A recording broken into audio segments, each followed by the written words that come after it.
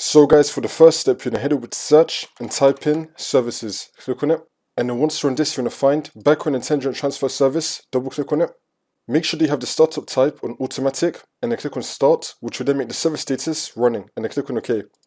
Now we're going to scroll down a little bit till we find cryptographic services. Here it is. Double click on this. And then do the same thing. Startup type, automatic, and then click on start, which will then make the service status running, and then click on OK. And now we're going to click on W on our keyboard. We're going to scroll down till we find Windows Update. Here it is. Double click on this. Startup type, automatic, and then click on start, which will make the service status running, and then click on OK. And now for the next step, you're going to head over to search again and type in CMD. Now you're going to run it as administrator, and then click on yes. And then once you're on this, you're going to type in ipconfig space / flush DNS. Click on enter. And now we're going to type in netsh space winsock space reset. Click on enter again. And now for the last step, you just want to restart your computer, and then the problem should be fixed.